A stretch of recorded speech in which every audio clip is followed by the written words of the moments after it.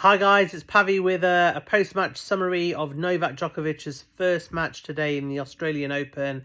He was up against the very talented 19-year-old Nishes Basavareddy from the United States with the Indian heritage, Indian parents, and what a match it was.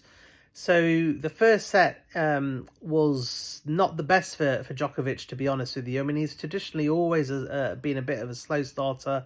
It takes him time to get his shots going, his timing going, his rhythm, and also his motivation. You know, I've always said that Djokovic, with the game that he's got, he needs to have that intensity on every single ball. With that intensity gets his depth, and that's what really puts opponents under pressure when he's kind of hitting lines deep and angling them and just moving players round and round. And he wasn't really doing that in the first set. He looked flat, he looked a little bit unsettled, and it's understandable. He's not really played a big match kind of since the Olympics, really, and that was back in August. So nearly 6 months have passed, 5 months have passed since then. So he's not kind of used to really big matches. He obviously was knocked out quite early in the US Open after the Olympics, and then he didn't play competitively until Brisbane last week, where he obviously went out to Riley Apelka. So he was a little bit edgy, a little bit kind of a slow start, and I wasn't massively worried. To be honest, I know your usual suspects on Twitter are saying, oh, he's done and his legs have gone, and all that kind of drama that an element of tennis Twitter like to do. But I was a little bit concerned that he was flat, and I kind of tweeted that a lot, saying he really needs to pick up his intensity. And it was only really in the second set at 3-3 that I thought that he started to really time the ball a lot better. And what was really noticeable for me was that he started to serve a lot better. So he was banging down the aces, and in the end he ended up with an ace count of 23, which is his joint third highest amount of aces that he's ever hit in a professional match, and only 3 off the record, which he hit also at the Australian Open in 2021 against Francis Tiafoe. So, those who were worried about him losing power or strength, he was serving as big as ever, really, today. So that was really good. And the fact that he was starting to hold his serve easily meant that he was able to put pressure on the Basavareddy serve and managed to get the break, level the match up at 1-1, and then had an early break. I think Basavareddy was struggling with a little bit of cramp at the start of set 3. Perfectly understandable, really, because you're playing against your idol. You still haven't got that experience, and a lot of the cramps that are caused to tennis players, it's normally to do with nervous tension and a little bit of nerves probably going through his veins. Thankfully, he had some treatment from a trainer, and he was given something, and that seemed to make him feel a lot better.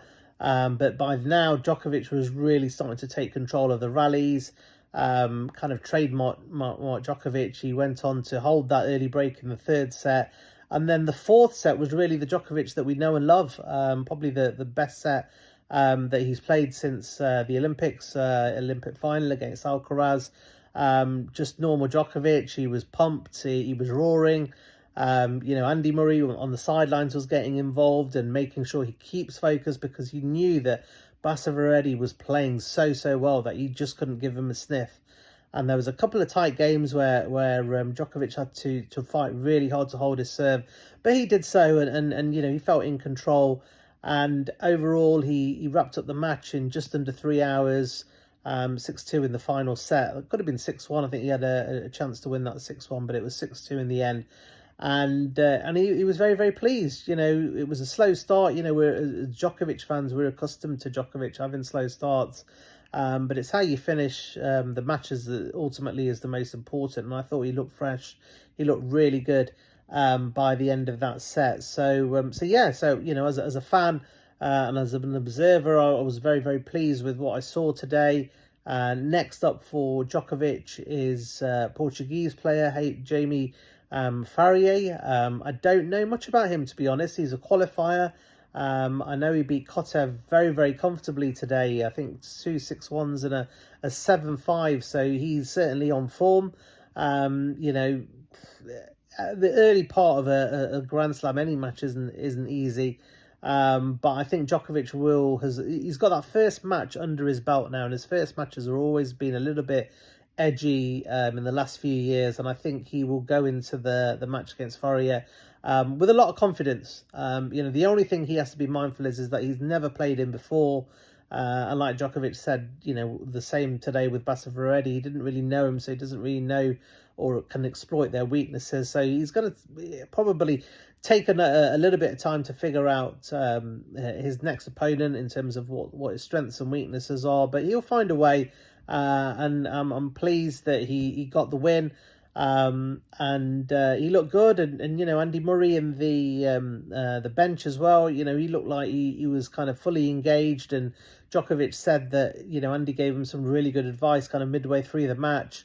He obviously isn't going to share that with us at this stage, but you know, Andy Murray's you know, tactical knowledge of tennis is second to none, so I'm sure he probably picked out some technical aspects that he might be able to exploit, or tactical, and you know, whatever it may be. And sometimes with Djokovic, it's just a case of firing them up. So, you know, Andy might have just said, look, you know, get fired up raw. You know, I wouldn't be surprised if he gave him that sort of advice, because Andy Murray had a very, very similar game to Djokovic, in that they kind of rely on their ground strokes and their depth, and to get that you need intensity. So I wouldn't be surprised if Andy Murray was just saying to him, look, give out a roar, give out a pump, really get into this, because that's the way that you're going to keep your intensity going. So, you know, that's kind of what Djokovic did in the end. He was roaring, he was grunting, and, you know, as a fan, anyone knows when Djokovic is roaring and grunting, it's kind of a fully engaged Djokovic. It's when he's quiet and kind of not really saying much and not roaring on big points, that's when you know that he's probably not on it, and that's when then he's in danger. But when I saw Djokovic kind of in full flow, roaring, he let out a big roar, I think, when he went 2-1 up.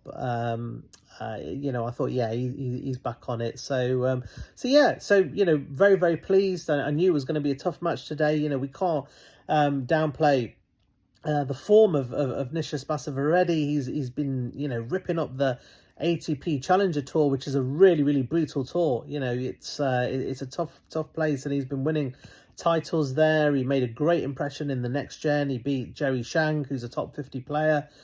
He beat Alex Mickelson, and Alex Mickelson's just taken out Stefano Tsitsipas. So, you know, this Basavareddy was no kind of rookie or some sort of, you know, wild card or qualifier that can't play. He's a top-notch player.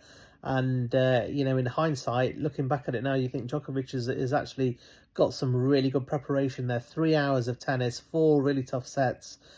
He's come out on top. He's come out looking fresh. He's looking strong. He's looking good. He's looking motivated.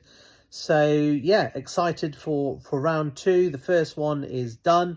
And that's always the hardest match for me in any slam is the first one. And I never particularly like watching those, because they're always a little bit edgy, and you never really know how Djokovic is going to play. But he'll be happy with that. You know, he's got a couple of days break now, and as I said, he'll be back against Jamie Fourier. You know, we'll do a preview of that nearer the time. I'll do some due diligence on him and find out what he is, because to be honest with you, I haven't seen much of him play. So I couldn't tell you at this stage what his strengths and weaknesses are. So we'll have a look into that.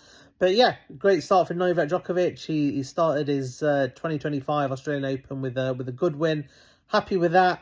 Let's keep it going. Idem all.